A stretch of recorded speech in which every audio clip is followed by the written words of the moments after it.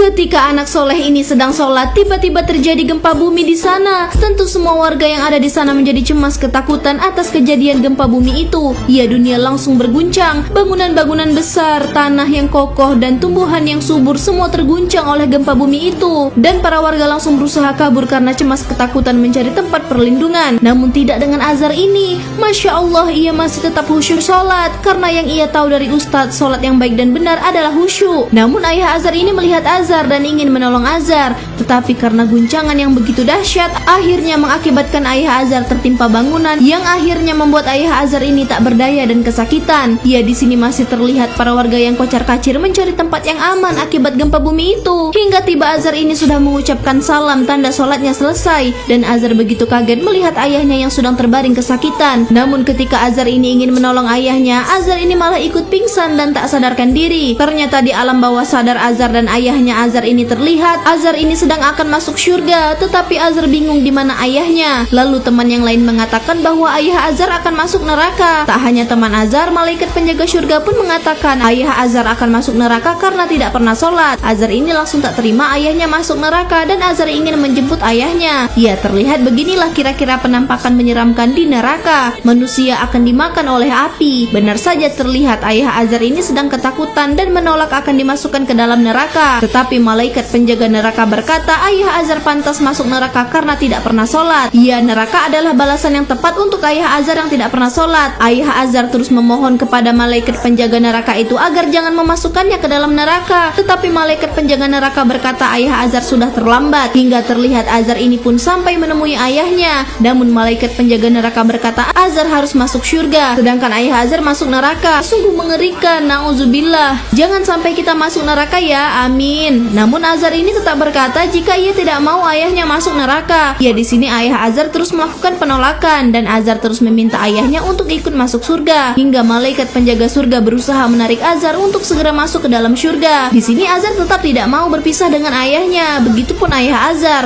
Wah, akankah ayah Azhar benar-benar masuk ke dalam neraka? Tetap di akun Siti Rahma VV hanya di Snack Video.